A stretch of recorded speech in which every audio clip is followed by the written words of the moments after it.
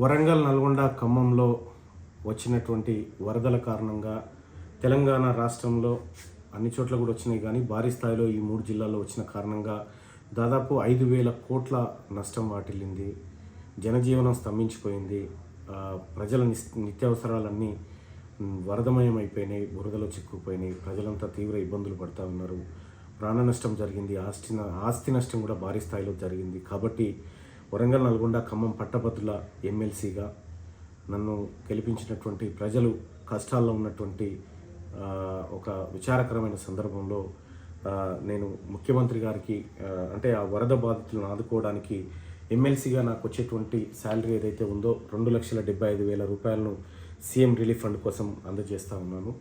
ప్రజలందరికీ అండగా ఉన్నామని చెప్పి చెప్తా ఉన్నాం. మోరోవర్ ఏంటంటే మీరెవరూ అధైర్యపడాల్సిన పని లేదు, ఈ ప్రభుత్వం మీకు అండగా ఉంటుంది.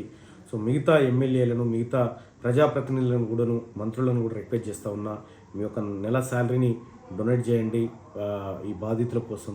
వాళ్ళంతా మన వాళ్ళే కాబట్టి మీ అందరికి చేతులెత్తి రిక్వెస్ట్ చేస్తూ ఉన్నా. అటు ముఖ్యమంత్రి సహాయ నిధికి కానీ, లేకపోతే మీకు తోచిన విధంగా మీరు ఆ ప్రజలకు అందుబాటులో ఉండి అండగా నిలవాలని, అన్ని రకాలుగా సహాయ సహకారాలు అందించాలని మీ అందరినీ రిక్వెస్ట్ చేస్తూ ఉన్నా. ధన్యవాదాలు.